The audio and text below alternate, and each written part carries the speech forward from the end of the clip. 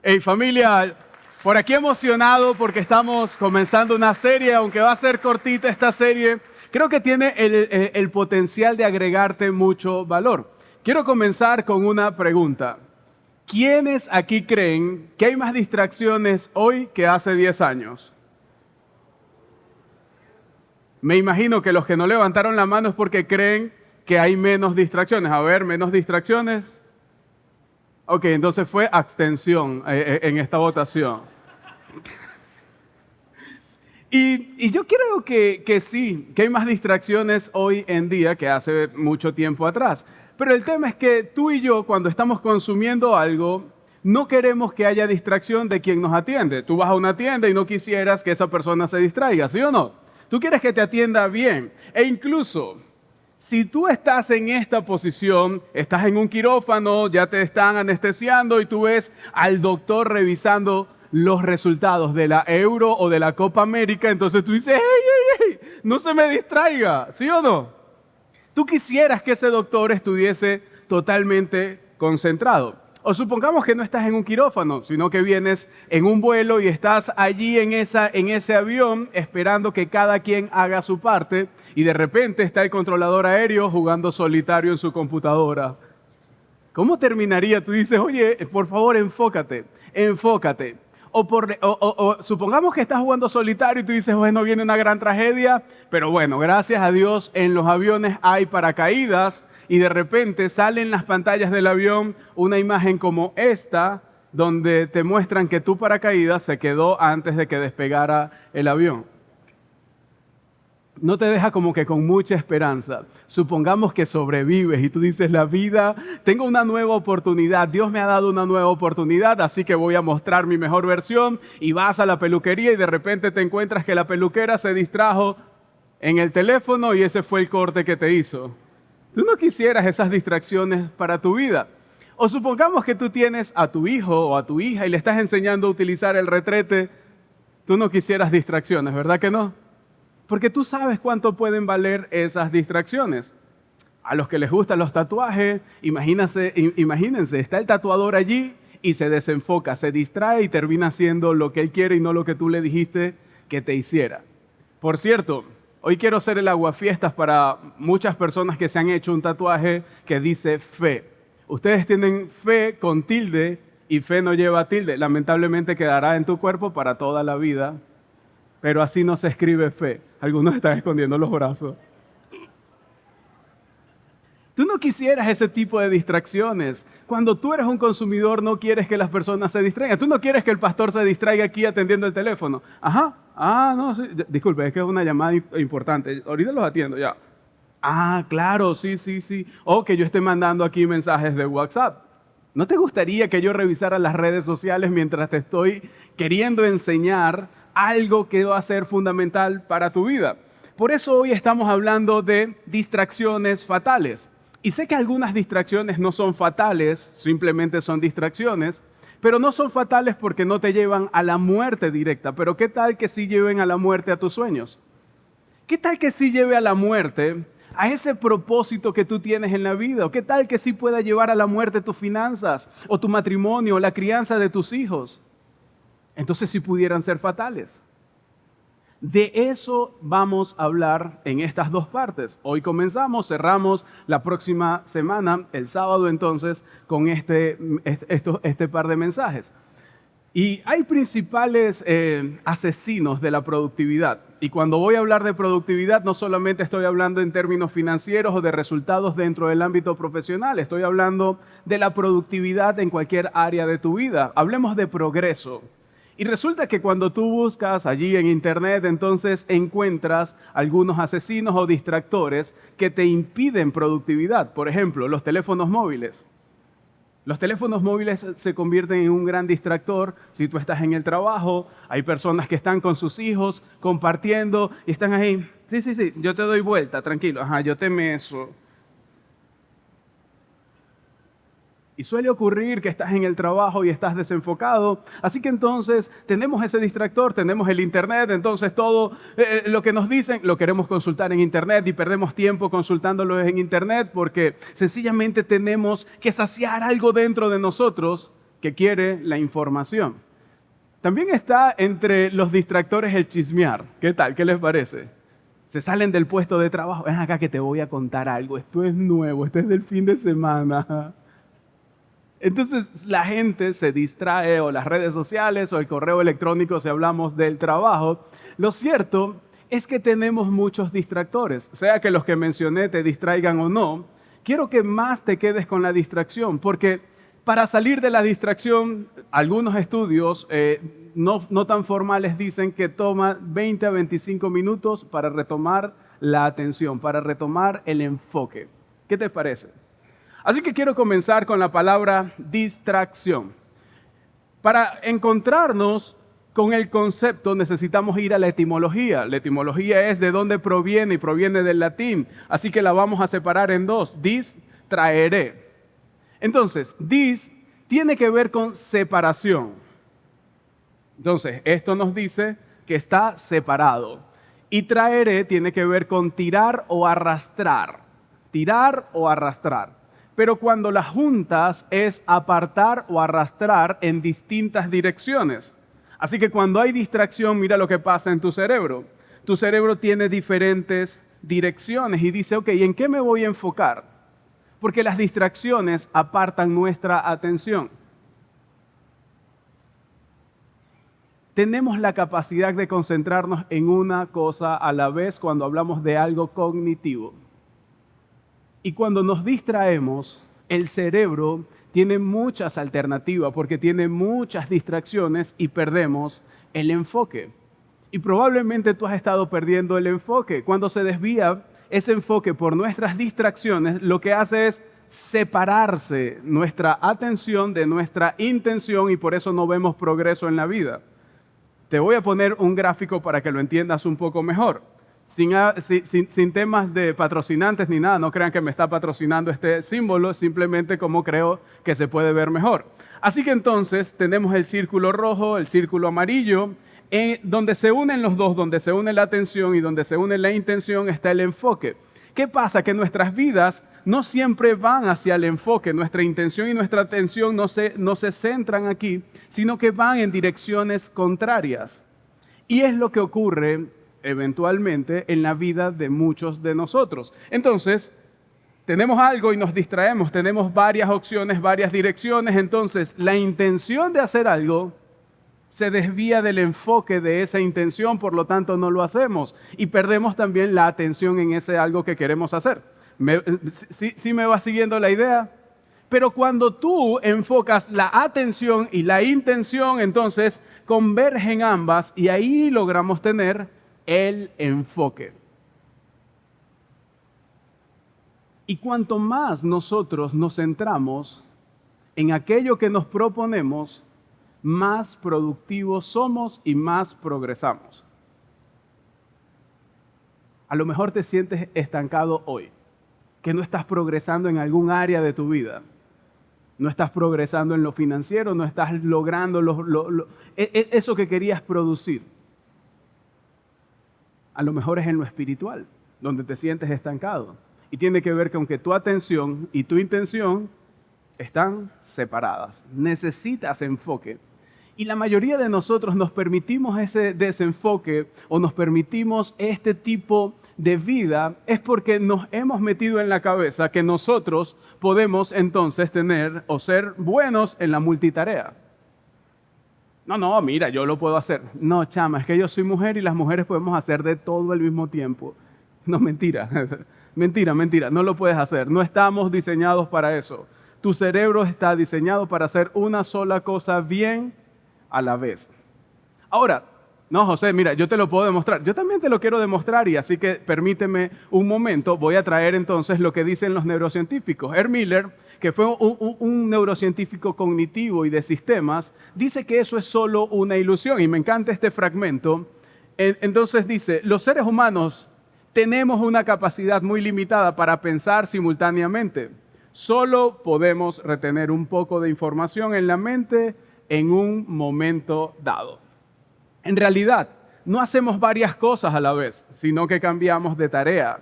Esto nos hace perder tiempo, nos hace propensos a cometer errores y disminuye nuestra capacidad creativa. Y vaya que necesitamos capacidad creativa, porque cuando las cosas van cambiando tanto, necesitamos creatividad para poder estar allí, como que enfrentando los retos que tenemos, porque no se puede hacer de la misma forma. Ahora, ¿qué pasa con nosotros que decimos, no, pero yo puedo hacer varias cosas a la vez? Así que entonces estamos conversando con alguien y le decimos, tranquilo, yo te estoy escuchando, habla que yo te estoy escuchando. Mentira, no le estás parando nada. Tú no le estás prestando atención. Tú estás diciendo, bueno, ahora sí te voy a atender. Y crees que ahora sí puedes hacer dos cosas a la vez, escribir y prestar atención. Pero cuando te detienes a prestar atención, dejaste de escribir. Supongamos y pongamos otro ejemplo. Tú estás entonces limpiando la casa, pero a la vez estás haciendo la comida y a la vez estás haciendo algunas otras cosas. En eso, como no requiere algo cognitivo, porque para algunos puede ser una habilidad, pudieras hacer dos cosas a la vez. Pero en aquello que requiere un gran enfoque, lamentablemente lo que haces es pasar de una tarea a otra. Linda Stone, una mujer también que escribió o hizo un proyecto llamado Proyecto Atención, ella descubrió que la multitarea entonces se convierte en emparejar una tarea cognitiva con otra sin sentido, y eso sí lo puedes hacer. Pero cuando son dos cosas que requieren un esfuerzo cognitivo, no lo puedes hacer. Te pongo otro ejemplo. Tú puedes comer y escuchar un podcast y que te pueda quedar información. Porque comer no requiere algo cognitivo, sino que simplemente ya tú tienes el hábito de comer. Algunos lo tienen muy bien desarrollado, ese hábito. Pero lo cierto es que es algo que no requiere algo cognitivo, una presencia cognitiva de tu parte el comer, y ahí puedes prestar atención. Tiene otros que no son tan beneficiosos porque tu cerebro y tu estómago no se entera que comiste, pero eso es otro tema. Lo que te estoy hablando es de cosas que puedes hacer simultáneamente. Ahora, imagínate nosotros viviendo en esta era donde la tecnología ha venido a nuestra vida, donde la tecnología está a merced de cada uno de nosotros y empezamos a traerla. Y creemos que podemos hacer muchas más cosas porque en el teléfono y en la tecnología podemos hacer y tener un montón de ventanas abiertas y creemos que así va a ser nuestra vida. No podemos hacer dos cosas que requieran un esfuerzo cognitivo simultáneamente. Eso hoy día se ha llamado trastorno de atención parcial continua. Y mientras preparaba el mensaje, iba en el carro y dije, hoy me voy a buscar un buen audiolibro. Y me puse a buscar un audiolibro y casi choco porque estaba buscando un audiolibro de enfoque para enseñarles a ustedes esto del enfoque. ¿Les ha pasado que ha querido hacer algo y tú dices, ya va, esto va contrario a lo que yo quiero? Voy a hablar de enfoque y estoy desenfocado, casi me llevo la pared del vecino allí entonces por andar en esto. Y es increíble que necesitemos leyes para restringir el uso del cel mientras manejamos. Mientras manejamos un auto, un vehículo que va a 60, 80, 100 o 120 kilómetros por hora. Necesitamos leyes que nos digan, oye, tienes que preservar la vida porque no somos conscientes de preservar nuestra vida, por eso necesitamos leyes. Vamos, muchos lo hacemos y estamos distraídos. Voy a hacer una pregunta, no para que levantes la mano, no para que digas, e incluso si sabes la respuesta de la persona que está a tu lado, por favor, no le codees. En algún momento, mientras vas manejando, has sacado el teléfono y te has distraído, no lo respondas, no te queremos exponer. Pero sí es bueno que tú te hagas la pregunta. ¿Realmente esa distracción puede ser una distracción fatal? Y literalmente puede ser fatal. Estaba un portero profesional en un juego y de repente la jugada iba en la otra arquería. Él se recostó sobre el poste de la portería, se quitó los guantes y comenzó y sacó su teléfono en pleno juego. En un juego profesional, cargaba el teléfono y se puso a mandar mensajes. ¿Sabes qué le decía el público?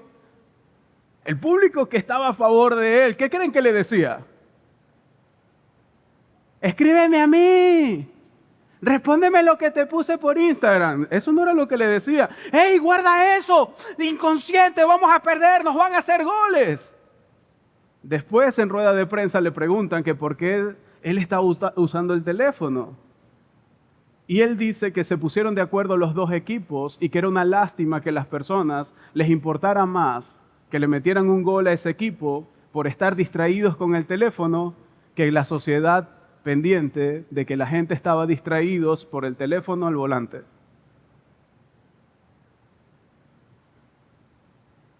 Son muchos casos.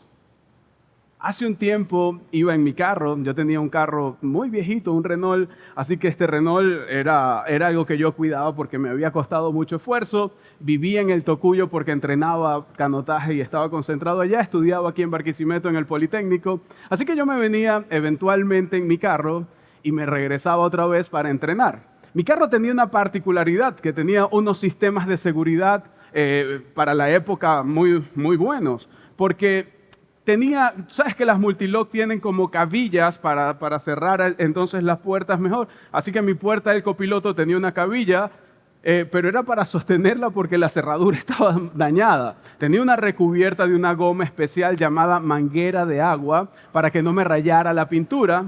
Así que la puerta tenía como una grapa y por eso entonces no se abría. Así era la puerta del copiloto. Se recalentaba muchísimo y yo tenía que tener algunas pimpinas de agua allí por si se recalentaba, entonces poder echarle agua, pasaba aceite, pasaba de todo ahí en ese carro. Tenía un reproductor y en ese reproductor yo escuchaba o le colocaba para escuchar algo como esto. ¿Quiénes recuerdan esto? ¿Sí? Entonces yo le di sacar y salió el cassette y dije voy a cambiarlo y lo puse allí. Y empecé a tantear. Mientras iba al volante, empecé a tantear para buscar otro, hasta que vi, este es. Y yo no sé de dónde salí esta maña, pero yo agarré y hice... Y ¡ruts! Lo metí. Pero cuando estaba en eso, el caucho mordió el final de la calle y estaba un puente, me iba a ir al precipicio. Así que entonces lancé el volante para acá y de ahí no supe qué pasó hasta que estuve del otro lado de la avenida. Después de 3 vueltas, entonces ya yo no estaba mirando hacia mi destino, sino que estaba en dirección contraria a mi destino. Toda la seguridad de mi carro se perdió en el camino. Así que se salió la cabilla, se abrió la puerta y salieron los envases dejando una gran reguera. Salieron los cassettes y estaban tirados allí. Pero yo no supe en qué momento atravesé de este lado hacia el otro lado. Había quedado en el borde del precipicio, aunque había una pared en ese puente. Gracias a Dios no se me rayó la pintura. Eso fue algo bueno. Si no, mi carro hubiese sido un desastre. Pero me preguntaba, ¿cómo fue que yo quedé mirando hacia el otro lado? ¿En qué momento me perdí del lugar hacia donde iba? Y quizás te ha pasado lo mismo en tu vida. Has querido ir en una dirección, llegó la distracción, empezaste a dar vueltas y de repente estabas en la dirección contraria. De repente te estabas bajando y estabas recogiendo todo el desastre que habías causado por esa distracción. Y es porque vivimos en atención parcial continua. Atención parcial continua. La atención parcial continua es pérdida de concentración, así que yo perdí la concentración y tuve falta de visión en ese momento. No sabía para dónde iba, estaba asustado, estaba recogiendo todo el desastre que había dejado para poder seguir hacia mi camino. El escritor de Proverbios dijo, donde no hay visión, el pueblo perece. Donde no hay visión, el pueblo perece.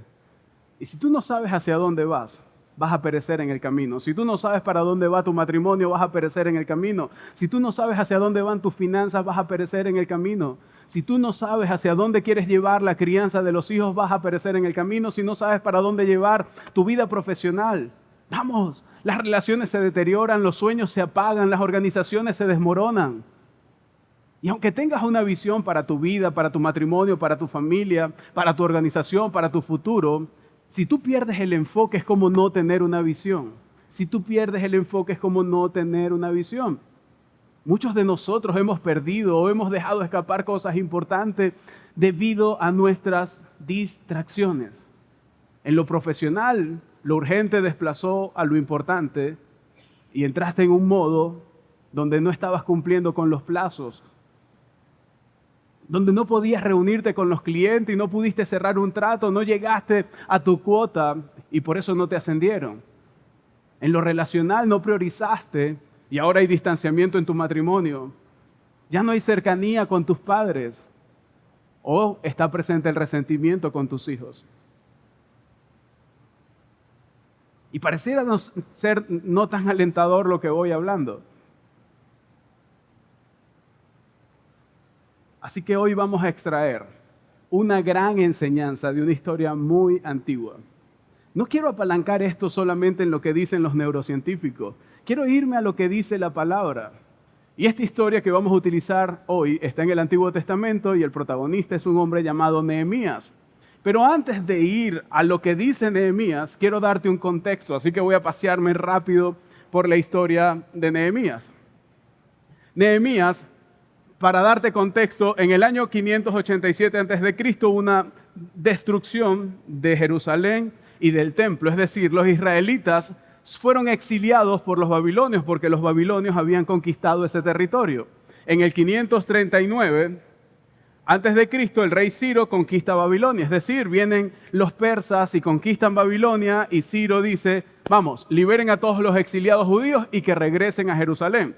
Zorobabel era una persona que estaba allí conduciendo a los primeros exiliados de vuelta a Jerusalén para reconstruir el templo. En el año 516 termina la reconstrucción del templo. Y en el año 446 a.C., hay un informe de lo que está ocurriendo en Jerusalén. Aquí vamos a entrar entonces en la historia de Nehemías. ¿Por qué te muestro todo esto? Para que tú tengas el contexto y sepas qué estaba pasando previo a lo que entonces vamos a ver en nuestra historia de hoy. Algo que hay que resaltar es que faltaba la presencia de Dios en ese templo. Y hay un hombre llamado Esdras, e incluso si revisas tu Biblia hay un libro que se llama Esdras, entonces eso es simultáneo en este contexto que estoy hablando. Si viste la película 300, ¿vieron la película 300? Donde sale el rey Artajerjes, más o menos ese es el contexto. Entonces, ese es el contexto. Pero Esdras comienza a liderar la segunda oleada, llamando al pueblo a volver a la ley de Dios y a su pueblo. Pero las cosas no salen bien. Esdras toma el asunto por sus manos sin tomar en cuenta a Dios y las familias se comienzan a deteriorar y el pueblo se divide. Entonces hay un pueblo dividido y aquí entra Nehemías. Nehemías se encuentra con ese pueblo judío y fíjense lo que ocurre. Entonces le pregunté, dice Nehemías, por el resto de los judíos que se habían librado del destierro y por Jerusalén. Cuando vio a alguien del pueblo judío, le dice, hey, ¿cómo está el resto de los judíos? ¿Cómo está la tierra? Si te ha tocado salir de Venezuela, quizás es una pregunta como esa. Mire, ¿cómo están las cosas allá en Venezuela? ¿Cómo está la familia y la gente allá? Porque me han dicho que sí te ha pasado eso, ¿no? O estás en una videollamada y te están preguntando constantemente. Lo mismo o algo similar estaba ocurriendo en este contexto. Aquí le responden entonces a Nehemías lo siguiente, dice, ellos me respondieron, los que se libraron del destierro y se quedaron en la provincia están enfrentando una gran calamidad y humillación. Es decir, las cosas no iban muy bien. Se estaban destruyendo muchas cosas, había una gran calamidad y había una humillación. La muralla de Jerusalén sigue derribada con sus puertas consumidas por el fuego. Es como estar en una casa sin paredes y sin puertas, no te sientes seguro. Lo mismo estaba ocurriendo allí. Era una ciudad amurallada, por lo tanto los muros eran muy importantes, por lo tanto el templo era muy importante y el pueblo está diciendo, oye, no está tan bien porque el templo está derribado, por lo tanto la presencia de Dios no está allí. No nos sentimos seguros porque todo está derribado. Cuando Nehemías escucha esto, se siente de una forma y dice, al escuchar esto me senté a llorar. Hice duelo por algunos días, ayuné y oré al Dios del cielo. Quiere decir que Nehemías pudo identificar su emoción y se permitió llorar. Luego hizo duelo, pasó varios días, ayunó y oró al Dios del cielo. Pero si ves toda la historia, te das cuenta que pasaron muchos años. Y todo esto también había pasado antes que fuesen exiliados, antes que fuesen conquistados por los babilonios, esto también había pasado. Nehemías también se había enterado de que el templo no estaba siendo mantenido, de que el pueblo judío estaba haciendo sacrificios pero no a su Dios. No eran sacrificios apropiados para Dios. El pueblo no estaba viviendo de acuerdo a la ley de Dios. Las ideas, las costumbres y las prácticas religiosas de las naciones que estaban alrededor se habían infiltrado en la comunidad. Te lo aterrizo, es como si nosotros fuésemos el pueblo de Dios y la cultura, la tecnología y muchas de lo que piensa el común se esté metiendo en la iglesia, y la gente de la iglesia, en vez de buscar a Dios, entonces se dejen llevar por esas corrientes. Era lo que estaba ocurriendo. Se estaba infiltrando todo a la comunidad. Estaban siendo adoptados como prácticas dentro del pueblo judío, que eran los creyentes, los que seguían a Dios. Ahora, quiero avanzar rápido al capítulo número 2, porque nos da un poco más de contexto. A principio de la primavera siguiente, estaba sirviendo al rey su vino. Nunca me había mostrado triste en su presencia. Me voy a detener aquí, sirviendo al rey. ¿Quién era Nehemías? Era el copero del rey. El copero del rey era una persona que gozaba de la confianza del rey. ¿Por qué? Porque probaba todo antes de que el rey lo consumiera. Por lo tanto, necesitaban confiar en el copero. El copero estaba sirviéndole el vino al rey, pero dice, nunca me había mostrado triste en su presencia. Quiere decir que Nehemías tenía una gran inteligencia emocional, que podía sentir cosas, las podía aterrizar, las podía tratar, y normalmente se presentaba delante del rey con buena actitud. Pero en este momento las cosas eran diferentes. Y fíjense lo que le pregunta el rey. Y el rey me preguntó, ¿por qué estás tan triste? Imagínense la tristeza que tenía, que hasta el rey lo notó. Pero dice, a mí no me pareces enfermo. Quiere decir que el semblante no era de enfermedad, sino de preocupación. Dice, debes de estar profundamente preocupado. Yo sentí mucho miedo y le respondí. Él está así como que, ¿será que le digo? ¿Será que soy vulnerable con el rey? Y le responde con una pregunta, ¿cómo no voy a estar triste? Porque la ciudad donde están enterrados mis antepasados está en ruinas y las puertas han sido destruidas por el fuego. Nehemías sentía una carga en su corazón. Sentía algo, un poco de insatisfacción. Sentía tristeza. Lo podemos llamar una divina insatisfacción porque venía de Dios. Dios había puesto esa carga en él. El autor Cal Newport dice que nosotros podemos tener un anhelo aterrador. Tú y yo podemos tener un anhelo aterrador. Queremos algo, pero nos da miedo.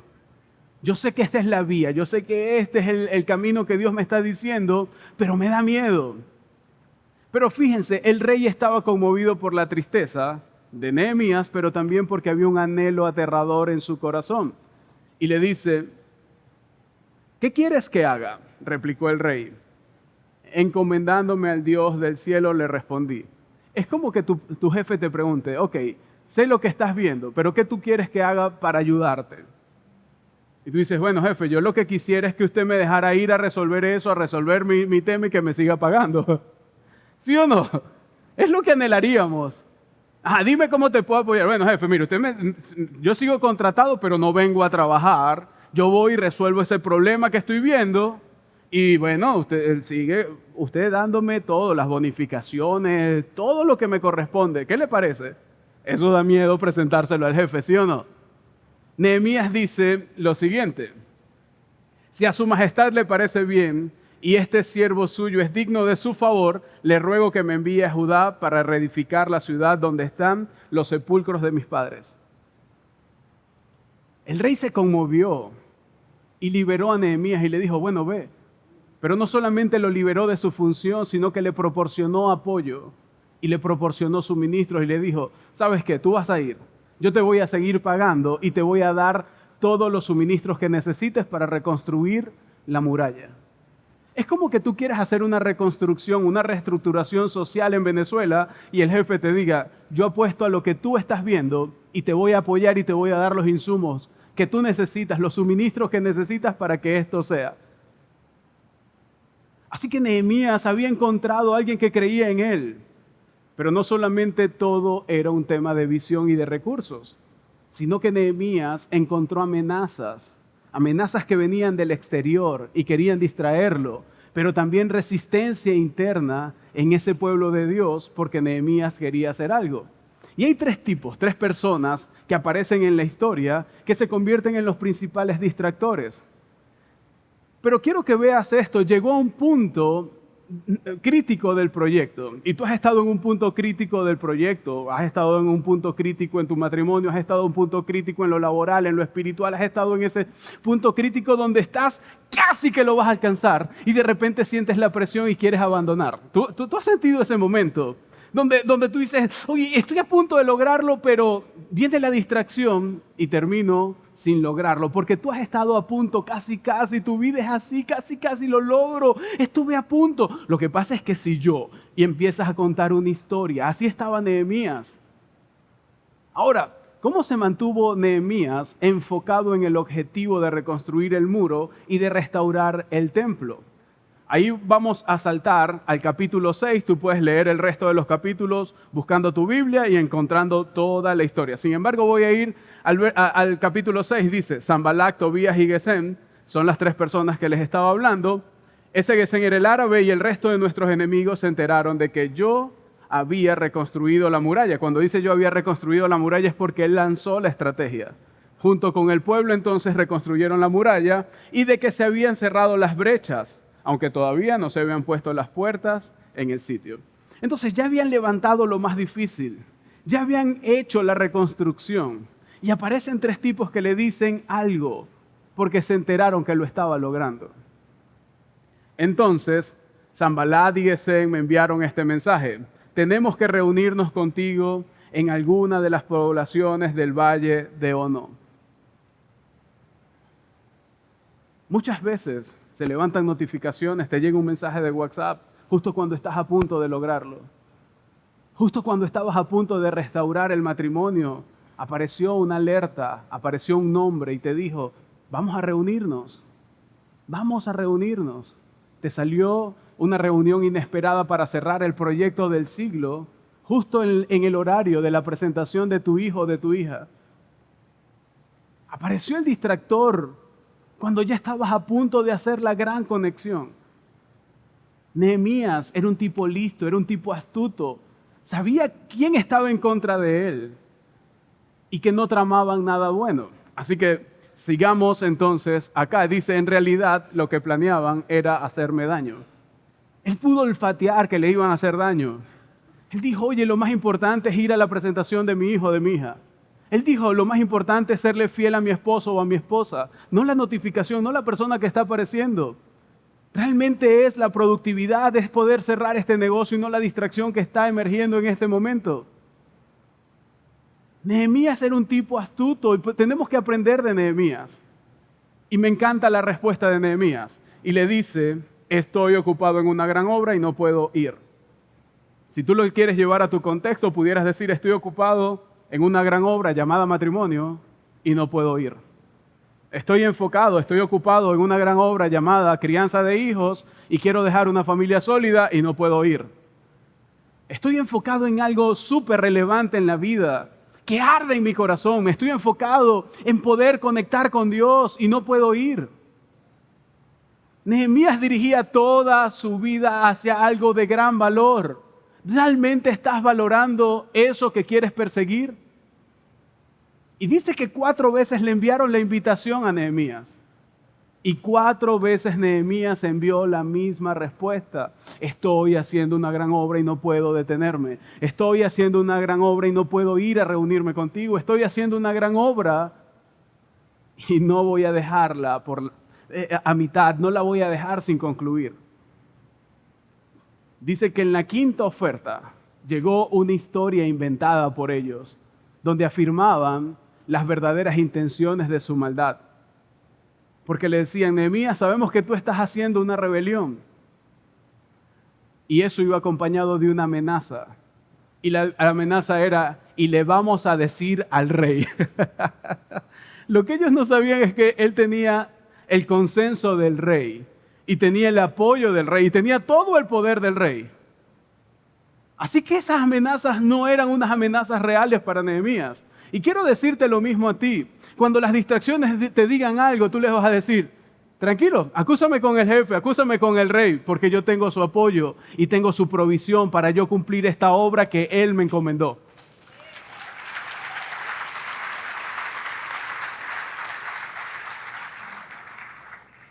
La pregunta es, con toda la oposición y con todas las distracciones, ¿cómo eso es posible? ¿Cómo Nehemías se mantuvo concentrado? Y creo que fue su anhelo aterrador, eso que consumía su corazón. Eso que aparece en el capítulo 2, y quiero regresar nuevamente al capítulo 2. ¿Cómo no voy a estar triste? Esto hacía que su corazón ardiera. Este era su anhelo aterrador. Porque la ciudad donde están enterrados mis antepasados está en ruinas y las puertas han sido destruidas por el fuego. Tu vida hoy puede estar destruida. Tu matrimonio hoy puede estar destruido. La relación con tus hijos puede estar destruida. Tus finanzas pueden estar destruidas. Incluso tú puedes sentir que se las llevas. Se consumen muy rápido tus finanzas. Pero quiero que veas la profundidad de lo que Nehemías estaba haciendo. El templo era un símbolo físico de la fidelidad de Dios a su pueblo. Pero el templo en aquel entonces era un espacio físico. El templo hoy en día eres tú y soy yo. Porque tú eres morada del Espíritu Santo. Tú eres templo y morada del Espíritu Santo.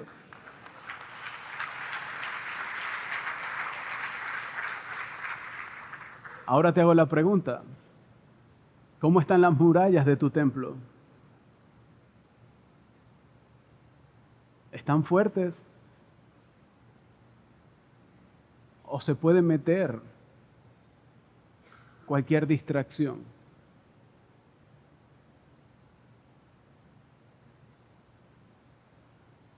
Por eso para Nehemías reconstruir sus muros era esencial. Por eso para Nehemías era algo muy simbólico. Era algo que iba a funcionar y que funcionalmente era bueno para restaurar a su pueblo, el pueblo elegido por Dios, apartado por Dios. Y quiero decirte que Dios a ti también te eligió. Así que tú eres pueblo elegido por Dios. Tú eres la nación santa. Así lo expresa el apóstol Pedro para ti. Y él también quiere hacer lo mismo contigo para que tú reconstruyas tus murallas internas. Para que tú puedas llevar ese anhelo aterrador como lo llevó Nehemías. El anhelo aterrador de Nehemías requirió toda su atención, todo su enfoque. David Brooks, un reconocido escritor estadounidense, escribe para el New York Times, tiene algunos libros.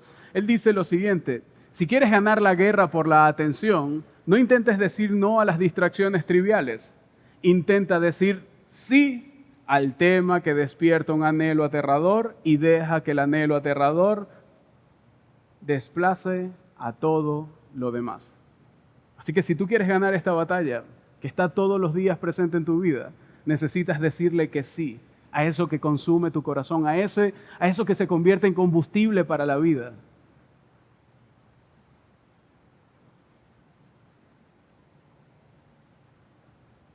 Fue precisamente lo que hizo Nehemías. Estoy haciendo una gran obra y no puedo parar. Estoy haciendo una gran obra y no puedo reunirme. Es importante notar ese anhelo aterrador que le sirvió como combustible a Nehemías para potenciar su visión y para sostener todo lo que estaba alrededor. Y quiero decirte lo siguiente para que encaje en tu mente, para que lo puedas guardar en tu corazón. El gran trabajo se encuentra justo al otro lado de un anhelo aterrador. Y yo sé que es aterrador, pero del otro lado de ese miedo, entonces está el gran trabajo que tienes que hacer. Ese profundo deseo intenso que surge cuando tú empiezas a cuestionar las circunstancias, cuando te encuentras insatisfecho por la realidad actual y tú estás insatisfecho por la realidad actual. La pregunta es, ¿qué vas a hacer? ¿Hacia dónde te moviliza esa insatisfacción? El problema es que como sociedad nos acostumbramos a medicar o adormecer nuestros anhelos, nuestra tristeza, y no la usamos a favor, no la usamos como combustible. La tristeza que sientes por cómo está tu matrimonio hoy, por cómo están las relaciones hoy, por cómo están las finanzas hoy, necesitas utilizarla como combustible. Vamos, no adormezcas esa tristeza, no adormezcas eso que hoy se está encendiendo en tu corazón, donde dices, estoy frustrado porque no llego a fin de mes, estoy frustrado de saltar de relación en relación, estoy frustrado porque las cosas no se dan. Pero estás viendo las circunstancias y no le estás haciendo caso al anhelo aterrador, porque el anhelo aterrador te está sacando de la zona de confort y no quieres salir de esa zona de confort. Porque vas a tener que decir que no a un montón de cosas y no va a ser popular para tu vida. Porque decir que sí al anhelo aterrador es vivir en la incertidumbre y tú quieres tener todo bajo control. Porque decirle que sí al anhelo aterrador es abrazar el cambio y tú no quieres cambiar. Pero necesitas encontrar significado y plenitud en tu vida. Por eso necesitas hacer caso al anhelo aterrador que está en tu corazón. Y un anhelo aterrador es una mezcla de 3 componentes. Quiero que lo veas gráficamente. Hay un problema, hay una posibilidad y hay una pasión. Entonces, el problema va a estar y tú has visto problemas. Tú has visto posibilidades, pero te ha faltado la pasión. Necesitas el anhelo aterrador. Necesitas ese anhelo aterrador que está justo en el centro para que puedas hacer eso que tiene una poca probabilidad, pero que puede funcionar para solucionar un problema. El problema es, lo que ves. La posibilidad es lo que podría ser. Y la pasión es eso que arde dentro de ti, que dice, debería ser así y yo lo voy a hacer. Hay un hombre que ha influenciado mi vida, tuve el privilegio de compartir con él y es un tipo súper lleno de Dios. Y hay un libro que escribe que se llama Visioingeniería. Andy Stanley dice lo siguiente: la visión siempre comienza como una solución de un problema. Para Nehemías el problema era que su nación estaba en ruinas y eso le partía el corazón. Quizás a ti te parte el corazón la próxima generación. A ti te parte el corazón ver a personas sin propósito. A ti te parte el corazón ver a personas sin Dios. A ti te parte el corazón ver tantas cosas, ver matrimonios que se quiebran, ver familias que se distancian, ver relaciones que se desmoronan, ver a personas que están trabajando por un 15 y por un último y no encuentran sentido. Te puede romper el corazón la pobreza y tienes herramientas, tienes posibilidades y no estás haciendo algo. Nehemías vio el problema, pero también encontró una posibilidad para reconstruir el muro del templo. Pero fue su anhelo aterrador el que lo hizo que saliera a hacer algo. La pregunta es, ¿cuál es tu gran trabajo? ¿Qué es eso que vas a hacer? Que vas a decir, estoy encargado de una gran obra y no puedo detenerme. ¿Cuál es tu trabajo? ¿Cuál es ese anhelo aterrador que está ahí en tu corazón, esa divina insatisfacción? ¿Cuál es el muro que tú tienes que reconstruir? ¿A quién o qué estás reconstruyendo hoy y en este momento? Independientemente de la estación de tu vida, creo que Dios tiene algo para ti y eso es más grande. Solo necesitas comprenderlo. ¿Y por qué lo sé? ¿Por qué sé que Dios tiene algo más grande para ti? Por lo que dice el apóstol Pablo en la carta al pueblo de Éfeso. Efesios 2:10 dice, porque somos hechura de Dios. Así que Dios nos hizo, creados en Cristo Jesús, una vez recibiendo a Jesús en nuestro corazón, entonces somos creados de nuevo ¿para qué? Y esas buenas obras las dispuso de antemano a fin de que las ¿qué? Necesitamos ponerlas en práctica, necesitamos accionar, necesitamos despertar, necesitamos salir de la zona de confort. Ya basta que culpemos a las circunstancias. Ya basta que esperemos que alguien venga y nos solucione nuestra vida. Necesitamos utilizar el combustible interno que hemos estado muteando por tiempo para salir y hacer algo extraordinario, una buena obra. A menudo estas buenas obras están conectadas con funciones que ya Dios te ha entregado, con roles, con dones, con talentos que Dios ya te ha entregado, con cosas rutinarias que estás haciendo constantemente, pero que por estar con una atención parcial continua no estás haciendo. José, yo quiero más dinero. Presta atención, porque a lo mejor tienes atención parcial continua y por eso no estás llegando a fin de mes, porque te estás distrayendo en el camino. José, yo quiero tener un gran matrimonio. Presta atención. Presta atención. No te distraigas, porque a lo mejor esas distracciones están llevando la relación al punto equivocado. Necesitas pensar en algo grande. Y cuando te digo pensar en algo grande, es que quizás lo más grande que puedas pensar es en tu matrimonio, en tu familia, en tus hijos, en tu iglesia, en la próxima generación. Ser una luz para que otros puedan ver. A lo mejor eso es lo más grande, pero no quiero ser yo quien te lo revele, quiero que sea Dios. Así como se le reveló a Nehemías, que te lo revele a ti. José, pero disculpa, yo no me considero un seguidor de Jesús. Si tú buscas a Jesús, Jesús va a poner ese anhelo aterrador también en tu corazón, a pesar de que hoy pueda ser tu primera vez en una iglesia. Porque cuando tu corazón está preparado, Dios dice, ese corazón está preparado, así que voy a enviar algo que arde en ese corazón.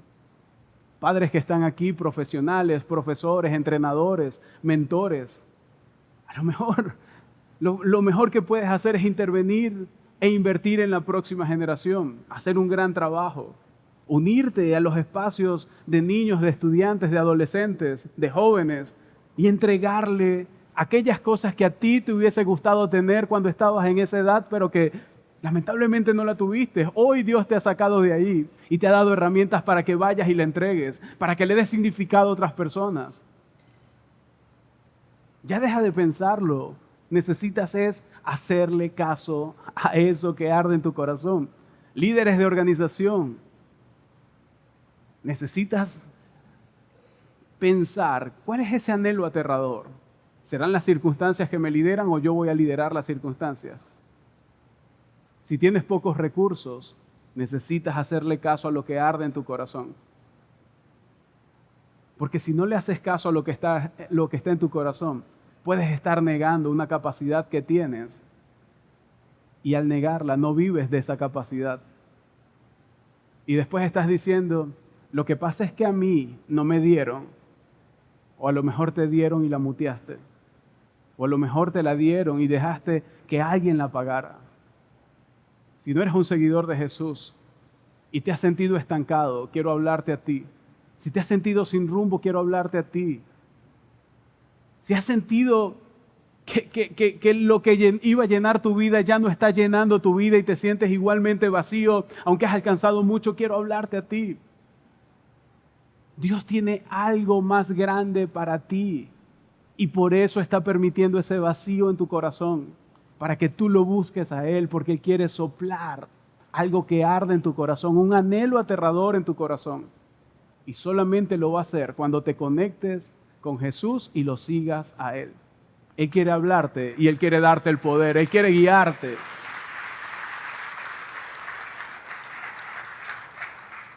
A veces, sin embargo, como en el caso de Nehemías, Dios nos aleja de cosas que pueden estar distrayéndonos. Porque Él tiene una gran obra para nosotros, porque Él tiene una gran obra para ti. Y quiero que pienses en esto. No toda oportunidad es una invitación de Dios. Yo he escuchado muchas historias donde la gente me dice, Dios me dijo, y 6 meses después me dicen, Dios no me dijo, yo me la inventé porque no quería permanecer. Yo me la inventé porque no quería esto para mi vida. Tú también has escuchado historias como esa donde la gente dice, Dios me dijo, y después no era Dios diciendo. Cerciórate de que cuando Dios diga, tú te movilices a favor de lo que Dios quiere. Y para eso necesitas discernimiento. ¿Te puede dar miedo? Sí, te puede dar miedo. Nehemías se propuso hacer algo grande y experimentó el miedo. Nehemías renunció al prestigio.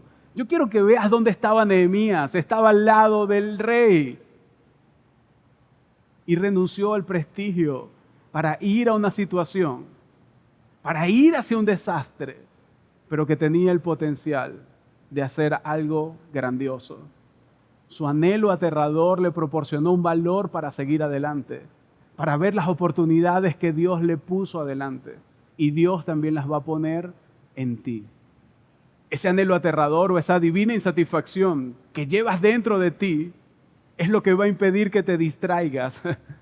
Es lo que va a impedir que las cosas que no valen la pena entonces capturen tu atención. Recuerda esto. Las grandes obras se encuentran a menudo justo al otro lado de tus miedos, justo al otro lado de ese anhelo aterrador. ¿Qué consume tu corazón?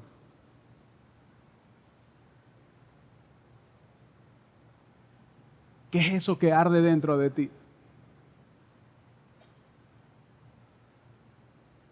¿Qué es eso que tú ves como un problema y en lo cual Dios te ha abierto los ojos para que lo veas y tú estás esperando que otro venga y lo haga? No, porque lo que hay que hacer es, ojalá, mira, yo veo esto, esto y esto, estamos esperando a alguien que lo haga. Y si Dios está esperando es que tú lo hagas. Solo que te da miedo y no has encontrado la valentía para salir adelante. Dios te da las posibilidades también de lo que podría y debería ser. Pero no podemos distraernos, porque sería fatal que Dios te haya entregado un diseño y tú te distraigas de una manera que mates tu diseño. Sería triste que Dios te entregue una carga y tú asesines esa carga por los distractores. Sería triste que Dios quiera usar tu vida, tu historia, lo que viviste, de donde Él te sacó, para ayudar a otras personas y tú no ayudes a otros. Y sé que necesitas valor, sé que necesitas valentía y yo quiero orar por ti. ¿Me permites? Querido Padre, te damos gracias. Gracias por traer esta serie a nuestras vidas. Gracias por traer estos mensajes. Hoy estamos abriendo la serie y sabemos que tú la vas a cerrar el próximo sábado. Queremos que completes el mensaje, pero por ahora ayúdanos a encontrar valor para hacerle caso a lo que tú has puesto en nuestro corazón. Ayúdanos a ir a ti para encontrarnos contigo y recibir ese anhelo aterrador, esa divina insatisfacción para caminar en eso. Ayúdales a cada hombre y mujer que hoy ha venido a este lugar a que se encuentren contigo y a que la carga que tú has puesto en su corazón sea lo que los lleve a movilizarse. Señor, yo te pido en el nombre de Cristo Jesús que nos deje el enfoque para mantenernos haciendo tu obra, para hacer tu voluntad, para que podamos hacer no lo que queremos, sino lo que tú quieres. Nos rendimos ante ti y te pedimos que nos des valor, que nos des valentía. En el nombre de Cristo Jesús. Amén y amén.